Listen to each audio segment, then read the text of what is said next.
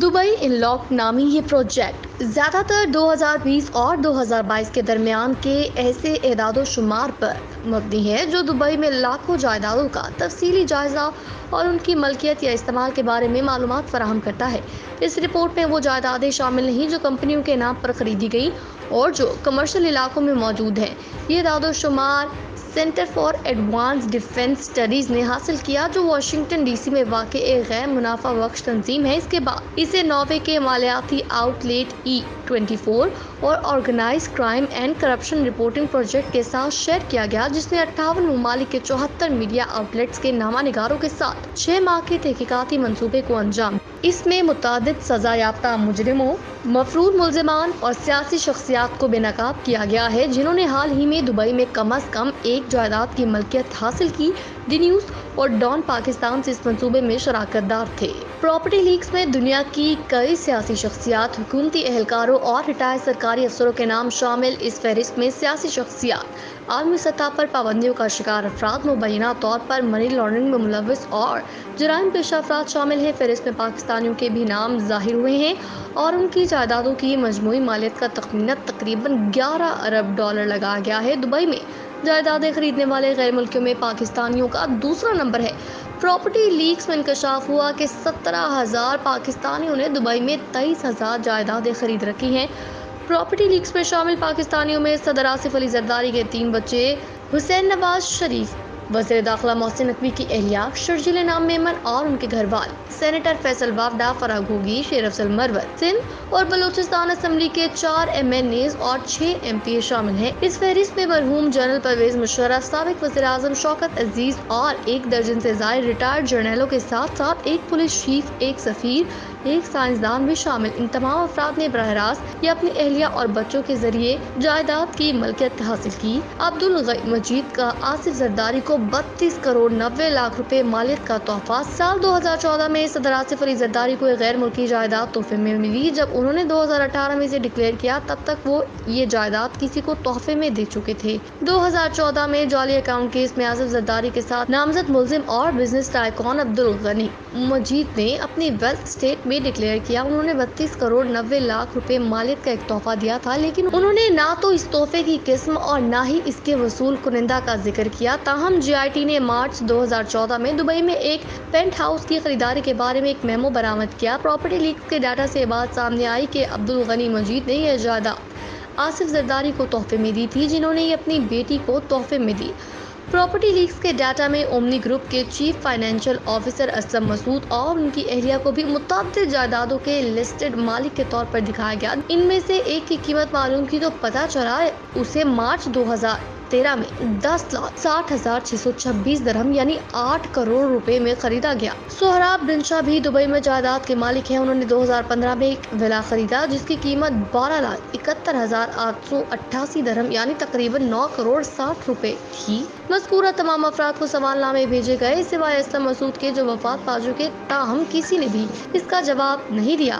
Altaf خانائی net work, جس پر money laundering میں ملوث ہونے کے الزام میں امریکہ کی جانب سے پابندیاں عائد کی گئی تھی، بھی اس فہرست میں نام سامنے آ چکا۔ ان کا بیٹا، بیٹی، بھائی اور بھتیجا دبئی میں متعدد جائیدادوں کے مالک ہیں۔ ان میں سے 3 کو پابندیوں کا سامنا۔ ایک اور قابل ذکر کردار حامد مختار شاہ جو راولپنڈی میں مقیم ایک معالج ہیں، جن پر امریکہ نے پاکستانی مزدوروں کے اغوا، ان کو حراست میں رکھنے اور ان کے گردے نکالنے میں ملوث ہونے پر پابندی عائد کی تھی۔ حامد مختار شاہ بھی متعدد جائیدادوں کے مالک کے طور پر درج ہیں۔ پراپرٹی لیکس میں یہ بھی انکشاف ہوا کہ وفاقی وزیر داخلہ محسن نقوی کی اہلیہ دبئی میں جائیداد کے مالک، جس کا محسن نقوی نے رواں برس مارچ میں سینٹ الیکشن کے لیے جمع کرائے گئے کاغذات نامزدگی میں ذکر ہی نہیں کیا۔ پراپرٹی لیکس کے ڈیٹا کے مطابق محسن نقوی کی اہلیہ ریبین رینچز میں 5 بیڈ روم ولا کی مالک ہیں۔ انہوں نے اس ولا سے کرائے کی مد میں 6 لاکھ درہم یعنی تقریباً 4 کروڑ 50 لاکھ کی آمدنی حاصل کی۔ ڈی نیوز کی جانب سے دیکھے گئے ریکارڈ کے مطابق یہ ولا اگست 2017 میں 43,47,888 درہم یعنی تقریباً 32 کروڑ 90 لاکھ روپے میں خریدا گیا۔ یہ ولا اپریل 2023 تک ان کی ملکیت میں رہا اور ریکارڈ کے مطابق اسے 45,50,000 درہم یعنی تقریباً 34 کروڑ 40 لاکھ روپے میں فروخت کیا گیا۔ چونکہ دی نیوز اور دیگر اداروں کو دستیاب ڈیٹا 2022 تک اپ ڈیٹڈ تھا، اس لیے محسن نقوی کی اہلیہ کا نام اس میں ایک بار آیا جو کہ مذکورہ بالا معلومات سے متعلق ہے۔ تاہم اگر دبئی کے لینڈ ریکارڈ کو دیکھا جائے تو وہ بعد میں بھی دبئی میں جائیداد کے مالک رہی اس تحقیقاتی منصوبے کے میڈیا پارٹنر کی جانب سے بھیجے گئے سوالات کے جواب میں انہوں نے واضح کیا کہ انہوں نے دبئی میں رواں سال جنوری میں ایک اور جائیداد خریدی تھی جب محسن نقوی پنجاب کے نگران وزیر اعلیٰ تھے۔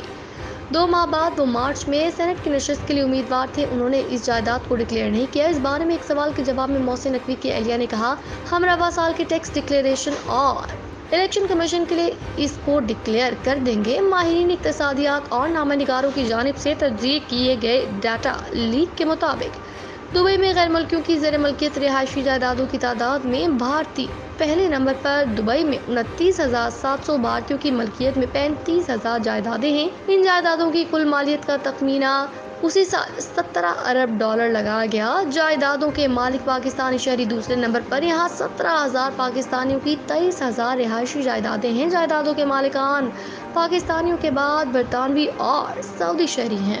پاکستانیوں کی جائیدادوں کی مجموعی مالیت کا تخمینہ تقریباً 11 ارب ڈالر۔ پاکستانی مالکان کی جائیدادوں کا فی مالک اوسط قیمت کا تخمینہ 11.40 ملین روپے لگایا گیا۔ پاکستانیوں کی جائیدادوں کی مجموعی مالیت کا تخمینہ تقریباً 11 ارب ڈالر یعنی 30 کھرب روپے لگایا گیا، جبکہ 204 قومیتوں کے افراد کی جائیدادوں کی کل مالیت 1073 کھرب روپے ہے۔ پراپرٹی لیکس ڈیٹا میں ہر جائیداد کے مالک کے ساتھ دیگر شناختی معلومات جیسے اس کی تاریخ پیدائش، پاسپورٹ نمبر، قومیت شامل ہے۔ کچھ معاملات میں پراپرٹی لیکس ڈیٹا نے مالکان کے بجائے کرایہ داروں کو شناخت کر لیا، کیونکہ یہ ڈیٹا زیادہ تر سرکاری دستاویزات کے ساتھ ساتھ عوامی ملکیت والی یوٹیلیٹی کمپنیوں سے حاصل ہوا۔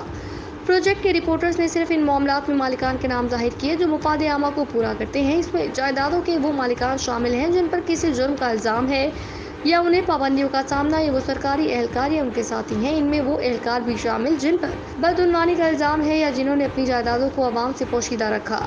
صحافیوں نے اس ڈیٹا کو دبئی میں غیر ملکی املاک کی ملکیت کے منظرنامے کو کھوجنے کے لیے ایک نقطہ آغاز کے طور پر استعمال کیا۔ انہوں نے سرکاری ریکارڈ، اوپن سورس ریسرچ اور دیگر لیک شدہ ڈیٹا سیٹس کا استعمال کرتے ہوئے لیک ہونے والے ڈیٹا میں سامنے آنے والے لوگوں کی شناخت کی تصدیق کرنے کے ساتھ ساتھ ان کی ملکیت کی حیثیت کی تصدیق کرنے میں مہینوں صرف کیے۔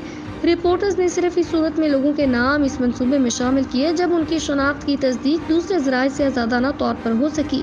یہ معلوم کرنے کے لیے دبئی کی سرکاری لینڈ رجسٹری کا استعمال کیا گیا کہ آیا ڈیٹا میں سامنے آنے والے افراد بعد میں بھی جائیداد کے مالک رہے یا نہیں۔ کچھ معاملات میں رپورٹرز ملکیت کے باوجود حیثیت کا تعین نہیں کر سکے۔ عام طور پر اس کی وجہ یہ تھی کہ پراپرٹی حال ہی میں فروخت کی گئی۔ ایسے معاملات میں اس بات کی تصدیق کرنے کے لیے اضافی کوشش کی گئی کہ وہ شخص جائیداد کا مالک تھا۔ ان کوششوں میں ریئل اسٹیٹ کے لیے لین دین اور رینٹل ڈیٹا بیس کی چھان بین بھی شامل